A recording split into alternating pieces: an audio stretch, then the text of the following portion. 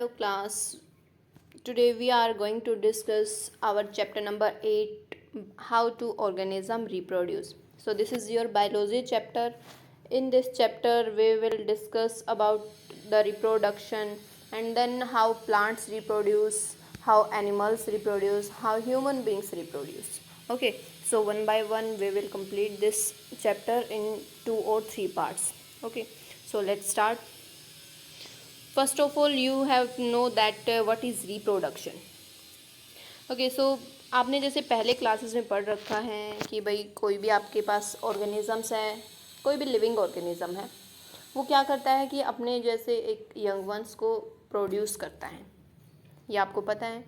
इसी को हम क्या बोलते हैं? रिप्रोडक्शन। इट मीन्स जैसे आपने देखा होगा that cat will always give a birth to a kitten and a dog is always give birth to a small doggy or puppy, and human beings always give birth to a small child. Okay, as we know that always the new offspring, that is the new baby, is always similar to our to its parents. Okay it means जो नया organisms आएगा reproduction के बाद वो कैसा होगा? बिल्कुल similar अपने पेरेंट्स के जैसा होगा। इट मीन्स कुछ ठीक है वेरिएशंस होती हैं, कुछ चेंजेस उसके अंदर आते हैं, बट क्या होता है वो ऑलमोस्ट सिमिलर होता है। ओके ओके देन आपके इस चैप्टर के अंदर कुछ क्वेश्चंस आते हैं जो कि आपके बिल्कुल स्टार्टिंग में ही पूछे गए हैं। सो यहाँ पर देखो आपके कुछ क्वेश्चंस क्या क्या बन रहे हैं वो देख सकते हो आप। लाइक यहाँ पर दे रखा है that reproduction is why do organism reproduce. It means जो ऑर्गेनिज्म है वो रिप्रोडक्शन करते ही क्यों हैं। Okay first question. देन देखो इसके अंदर आपको मेनली क्या बताना है कि हमें पता है दैट जो ऑर्गेनिज्म है वो रिप्रोडक्शन के बिना भी रह सकता है। इट मीन्स जैसे जो एसेंशियल लाइफ प्रोसेस है, एसेंशियल लाइफ प्रोसेस मीन्स जिनको कोई भी लिविंग ऑर्गेनिज्म है उनके लिए उस अपनी लाइफ में करना एसेंशियल होता है अपनी लाइफ की को कंटिन्यू रखने के लिए। अगर कोई भी ऑर्गेनिज्म है लिविंग ऑर्गेनिज्म अगर ये वाली प्रोसेस नहीं करता है like nutrition, respiration, excretion, it means ये वाली प्रोसेस क्या है, कोई भी लिविंग ऑर्गेनिज्म है उसकी एसेंशियल प्रोसेस है। इट मीन्स अगर ये इन प्रोसेस को कंप्लीट नहीं करेगा देन क्या है उसकी लाइफ की जो कंटिन्यूटी है वो नहीं रहेगी। ओके देन अब इसमें क्या पूछ रखा है कि जो रिप्रोडक्शन है वो क्या है, इतनी एसेसरी नहीं है। इट मीन्स नॉट नेसेसरी, ज़रूरी नहीं है कि वो लाइफ को मेंटेन करने के लिए रिप्रोडक्शन ही करना पड़े किसी भी ऑर्गेनिज्म को, बट फिर भी क्या होता है कि जो ऑर्गेनिज्म है वो रिप्रोडक्शन करते हैं। Then why organisms reproduce, organism reproduction करते ही क्यों हैं। ओके इन सभी क्वेश्चंस का आंसर हमें अपने कंप्लीट चैप्टर के अंदर मिल जाएगा।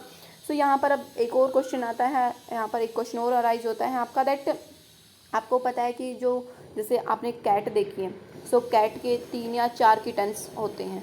ओके और अगर हम डॉगी की बात करें सो डॉग के भी हम ऐसे देख सकते हैं 4 to 5 या फिर 6 ऐसे भी हो सकते हैं, ठीक है। बट जो ह्यूमन बीइंग है वो क्या करता है, सिंगल जो एक नॉर्मल बेबी होता है वो सिंगल चाइल्ड को बर्थ देता है, बट कई बार क्या हो जाता है ट्विंस भी हो जाते हैं। ओके और रेयर केसेस में हमने 3 और 4 भी सुना हुआ है। बट जो नॉर्मल वे होता है रिप्रोडक्शन का उसके अंदर क्या होता है, सिर्फ एक जो सिंगल चाइल्ड होता है उसको बर्थ देती है कोई भी फीमेल। ओके बट इसके अंदर क्या होता है कि बहुत सारी जो एनर्जी है वो भी क्या हो जाती है, स्पेंड हो जाती है। इट मीन्स बहुत ज़्यादा एनर्जी है जो कंज्यूम होती है इसके अंदर। बट फिर भी क्या होता है कि जो रिप्रोडक्शन है कोई भी ऑर्गेनिज्म वो करता है, देन क्यों करता है, हमें इन सब के क्वेश्चंस निकालने हैं यहाँ से। ओके ये वाला पैराग्राफ आपका कंप्लीट क्वेश्चंस हैं। ओके सो अब इसके क्वेश्चंस हम अभी इसके अंदर पढ़ेंगे। सो चलो देखते हैं इसके अंदर।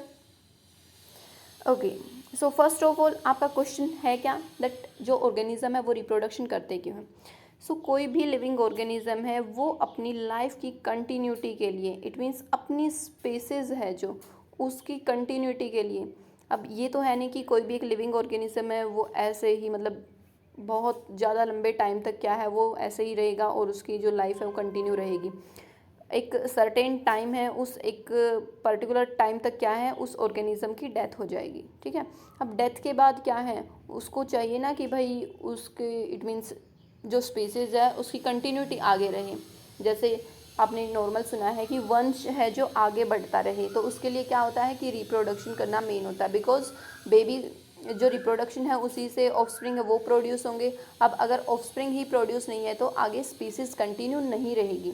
अब मान लो कि ह्यूमन बींग है तो ह्यूमन बींग ने अगर रिप्रोडक्शन बंद कर दिया तो क्या होगा, एक टाइम ऐसा आएगा जब सभी जो ह्यूमन बींग्स प्रेजेंट हैं on the earth then they will get death. Okay, वो क्या है, उनकी डेथ हो जाएगी। और एक टाइम ऐसा आएगा जब ह्यूमन नाम की जो स्पीसीज़ है, आप जैसे ये सुनते हो ना, ह्यूमन नाम की जो चीज़ है वही क्या है, इस अर्थ से ख़त्म हो जाएगी। जैसे अभी हम सिर्फ डायनासोर की बात सुनते हैं कि डायनासोर कभी प्रेजेंट थे भी, बिकॉज हमने तो देखे नहीं। सो क्या है कि जो ऑर्गेनिजम्स हैं उनको अपनी लाइफ की कंटिन्यूटी के लिए, अपनी स्पीसीज़ की कंटिन्यूटी के लिए क्या है, रिप्रोडक्शन करना असेंशियल है।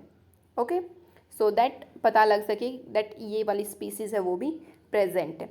अब स्पीसीज़ हम यहाँ पर किस वर्ड के लिए यूज़ करें, किस चीज़ के लिए हम स्पीसीज़ वर्ड यूज़ कर रहे हैं।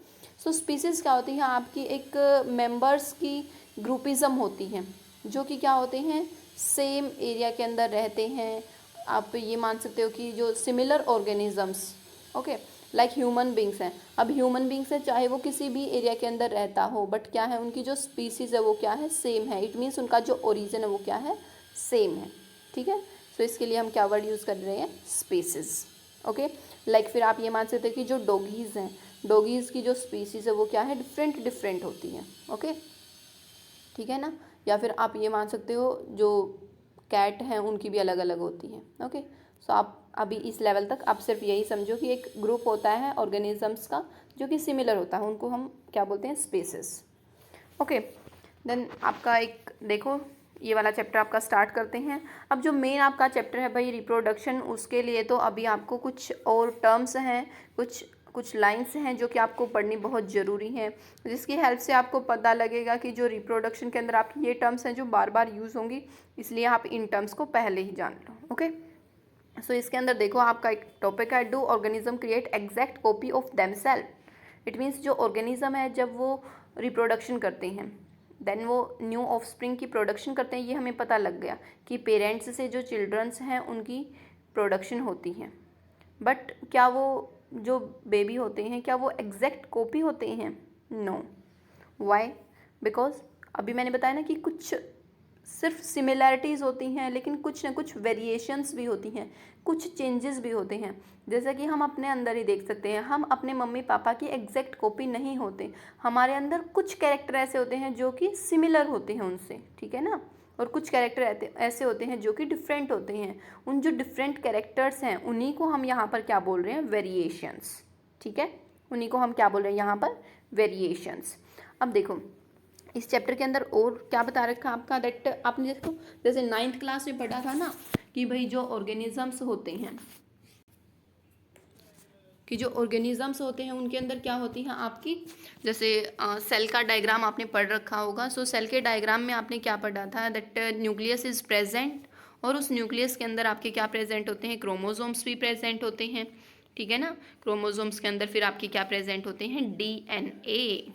ये आपने पढ़ रखा होगा ना। देखो हमने ऐसे सेल, जैसे आपने 9th में ही पढ़ा था, ये तो सेल वाले चैप्टर में, ऐसे मान लो हमारी सेल है, सो इसके अंदर ये न्यूक्लियस प्रेजेंट है, इसके अंदर ऐसे क्या है, थ्रेड लाइक स्ट्रक्चर्स प्रेजेंट होते हैं जिनको हम क्या बोलते हैं, देखो ये क्या है अभी आपका न्यूक्लियस, और न्यूक्लियस के अंदर आपके क्या प्रेजेंट होते हैं, दैट क्रोमोसोम्स।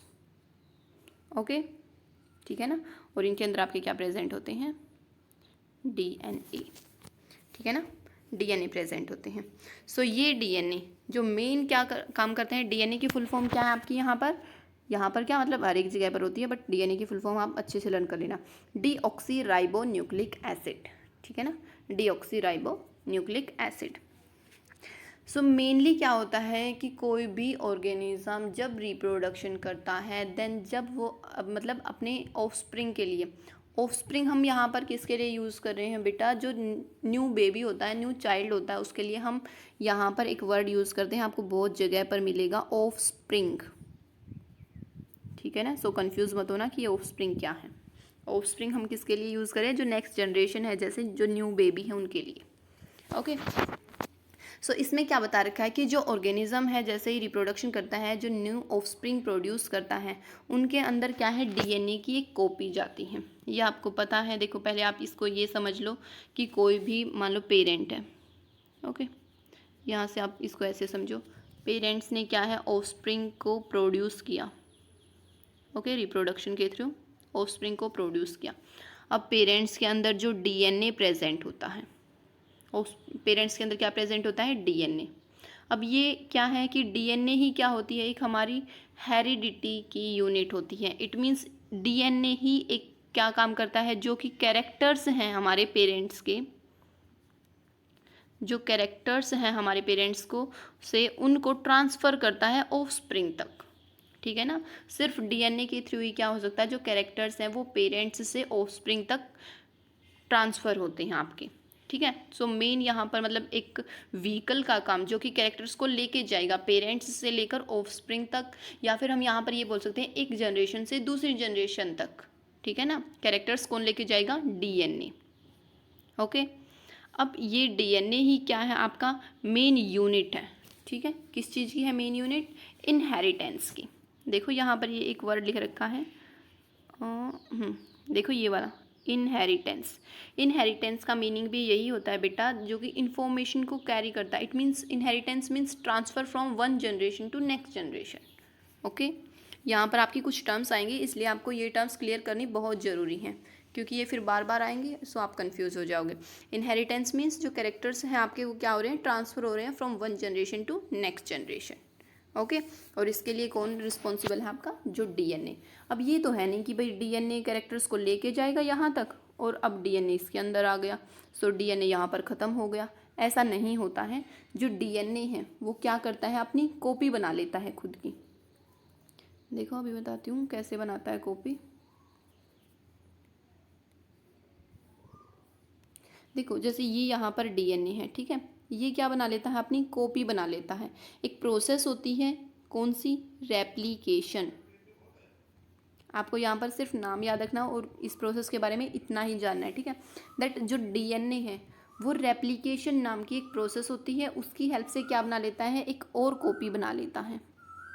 ठीक है, रेप्लिकेशन का मतलब ही क्या है, कॉपी करना। ठीक है, आप ये मानो रेप्लिकेशन का नाम मतलब किसके लिए हम यूज़ करें, कॉपी करने के लिए। So DNA replication means DNA की कॉपी बन गई। अब ये कॉपी क्या है, नेक्स्ट जनरेशन में, इट मीन्स जो ऑफस्प्रिंग प्रोड्यूस हुए हैं उनके अंदर जाएगी। ठीक है ना, सो एक कॉपी यहाँ पर चली गई और एक कॉपी पेरेंट्स में रह गई।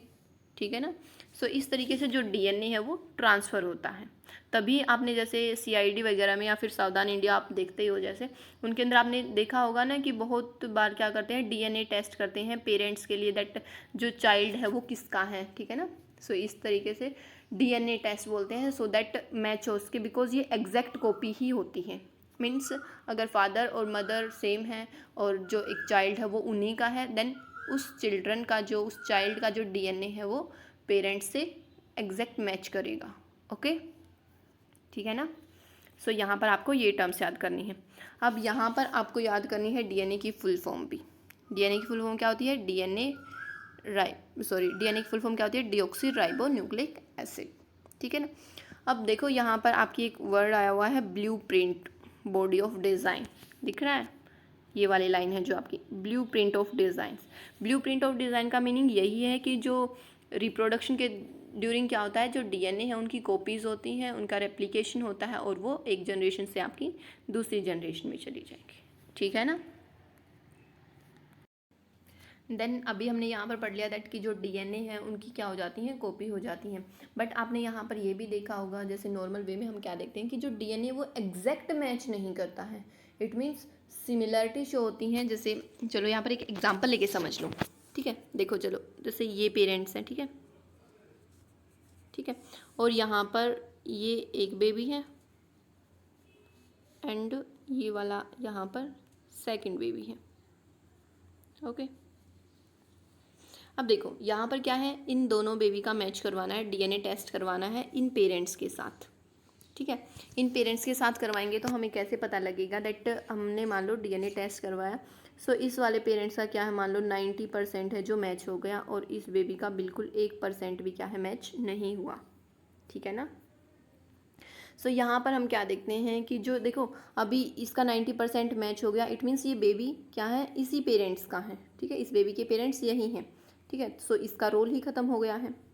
ठीक है, अब यहाँ पर हमने ये तो मैचिंग कर लिया दैट 90% सिमिलर डीएनए है, सो हमें पता लग गया डीएनए टेस्ट से कि जो ये पेरेंट्स है ये इसी बेबी के हैं। बट क्या होता है कि जो 10% जो ये चेंज आया है, जो ये 10% चेंज आया है डीएनए के अंदर, अभी ये चेंज प्रेजेंट है, देन जब ये बेबी मैच्योर हो जाएगा देन ये रिप्रोड्यूस करेगा, देन एक नया बेबी है जो फिर ये प्रोड्यूस करेगा, देन इसके अंदर भी क्या है 10 to 20% फिर से चेंजेस आ जाएंगे, ठीक है ना।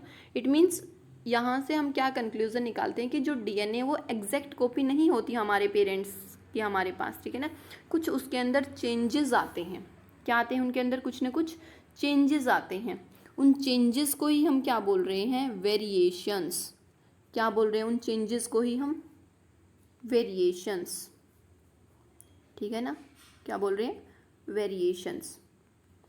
अब जो ये वेरिएशंस हैं, मान लो इस वाली ये वाली जो जनरेशन है, ठीक है, मान लो ये एक जनरेशन हो गई है, इस जनरेशन के अंदर 10% चेंजेस है, 10% वेरिएशन है, फिर इससे नेक्स्ट जनरेशन आएगी उसके अंदर 10% और हो जाएंगे, फिर नेक्स्ट जनरेशन आएगी उसके अंदर 10% और, फिर नेक्स्ट भी 10%। सो जो एकदम लास्ट में जनरेशन आएगी, जो बिल्कुल लास्ट जनरेशन होगी काफ़ी ईयर्स के बाद, मान लो 30 to 70 ईयर्स या फिर 50 to 70 ईयर्स के बाद में जो जनरेशन आएगी वो क्या होगी, जो फर्स्ट वाली जनरेशन थी उससे बिल्कुल टोटली क्या होगी, डिफरेंट होगी, ठीक है।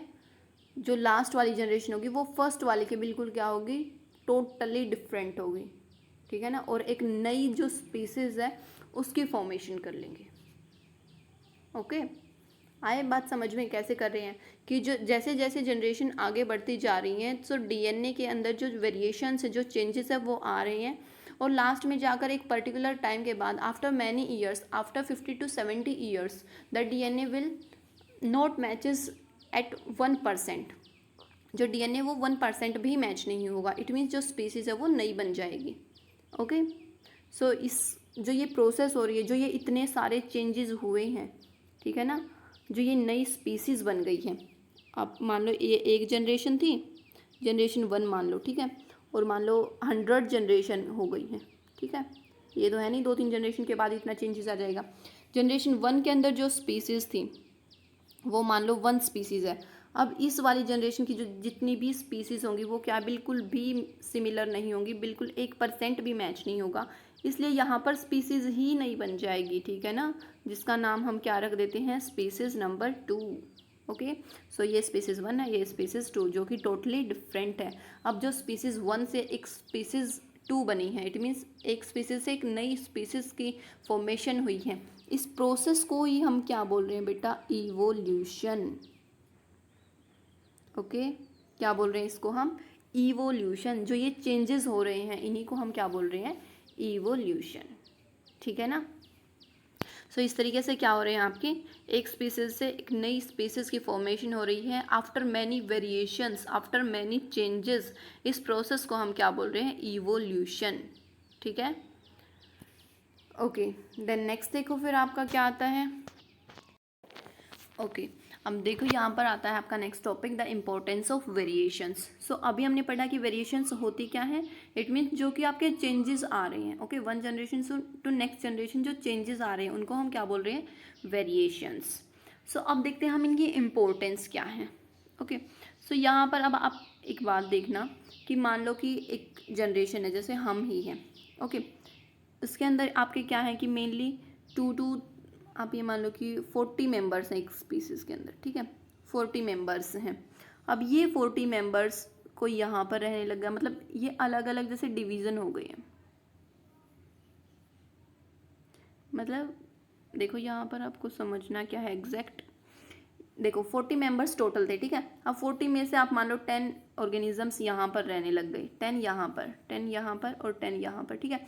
इट मीन्स जो आपके एरिया हैं वो क्या कर दिए हैं, चेंज कर दिए हैं, ठीक है। इसके अंदर जो ये वाला 10 है इनके पास कुछ और क्लाइमेटिक कंडीशंस हैं, इट मीन्स यहाँ की जो इन्वायरमेंटल कंडीशंस है वो डिफरेंट है आपके जो इस वाला एरिया है इससे, ठीक है, इस वाले की भी डिफरेंट है और इस वाले की भी डिफरेंट है, ठीक है ना। सो यहाँ से हमने क्या कंक्लूजन निकाला, दैट 40 मेंबर्स थे, एग्जाम्पल के तौर पर हमने लिए हैं दैट 40 मेंबर्स हैं, और वो 40 के 40 क्या हो गए, डिवाइड्स हो गए 10-10 की कैटेगरी में, अलग अलग इन्वायरमेंटल कंडीशन दी गई उनको। फिर क्या है उनके अंदर जो भी चेंजेस आए थे, अब जो भी वेरिएशंस आई थी, ठीक है, उनके बेस पर उन्होंने क्या पता किया कि भाई इस एरिया के अंदर जितने भी ऑर्गेनिज्म थे वो सारे के सारे क्या हो गए हैं, डेड हो गए, उनकी डेथ हो गई, बिकॉज जो क्लाइमेटिक कंडीशन थी वो उनको सहन नहीं कर पाए। ओके, ये भी नहीं कर पाए, आप ये मान लो, ठीक है। बट ये दोनों क्या है, इन दोनों ने सर्वाइव कर लिया खुद को, बिकॉज इनके अंदर इतनी अच्छी अच्छी वेरिएशंस आई थी, सो दैट इन्होंने जो इन्वायरमेंटल कंडीशंस थी उनके साथ क्या है, स्ट्रगल किया, और क्या है, ये सर्वाइव कर गए। ओके जो वेरिएशंस हैं वो किस लिए आपकी इम्पोर्टेंट है, कि अलग अलग अगर आपकी क्लाइमेटिक कंडीशन प्रोवाइड की जाती हैं, then you can survive with these variations. Okay so main क्या आता है आपका यहाँ पर, वेरिएशंस की इम्पोर्टेंस क्या आती है मेन यहाँ पर, that for survival in different climatic conditions. Okay अब यहाँ पर आपकी बुक के अंदर आपका एग्जाम्पल दे रखा है आपका बैक्टीरिया का, लाइक जो बैक्टीरिया हैं, ठीक है, जो बैक्टीरिया हैं वो क्या कर रहे हैं, आपके एक पर्टिकुलर ऑर्गेनिज्म, एक पर्टिकुलर एरिया के अंदर रह रहे हैं। इट मीन्स, अच्छा आपका एक और वर्ड आता है यहाँ पर, निश, देखो ये वाला कहाँ गया,